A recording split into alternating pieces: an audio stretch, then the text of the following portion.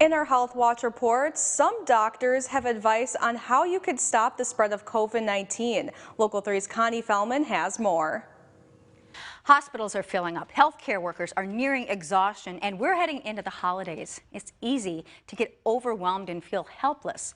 But as we wait for a life-saving vaccine, a couple local doctors told me recently it's actually the community at large that has the most power in helping put an end to this pandemic. And here's what you can do to help. And we wear the mask in the correct way, which is covering the nose. We don't wear it here, we don't wear it here. We just wear it exactly the way we're supposed to. Dr. Raul Mendoza demonstrates one simple thing we can all do to stop the spread of COVID-19.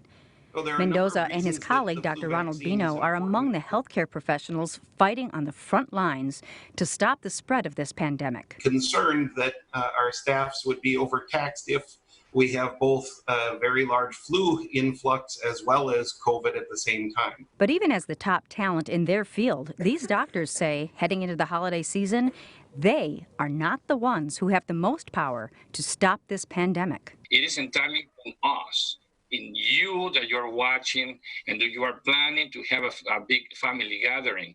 You may contribute to the delay of this pandemic. As the nation shows an outpouring of support for medical workers with banners, applause, and other kind gestures, the workers themselves say one of the best ways you can help? All ages 6 months and up should be receiving the flu vaccine. It is extremely important for you to get the vaccine for something that we know that we can prevent. The doctors say it is possible to get COVID-19 and the flu at the same time, and the combination is deadly. They have about 6 times more chances of dying as compared to either infection alone. And if you're still tempted to get together over the holidays with or without your flu shot, consider this story from a CDC report. Earlier this year, an Iowa college student tested negative for COVID-19, so she thought it was safe to go home to see her family in Wisconsin. I went up north with their parents, and she had tested the previous day as negative,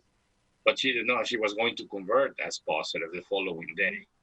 And so she infected everyone. Doctors say they also want to make clear that the flu vaccine will not make you sick. They say the reason so many people have that misconception is simply because the time of year people get their flu shots is the same time of year most people get sick with cough and cold symptoms. And that's your Health Watch. I'm Connie Fellman, Local 3 News.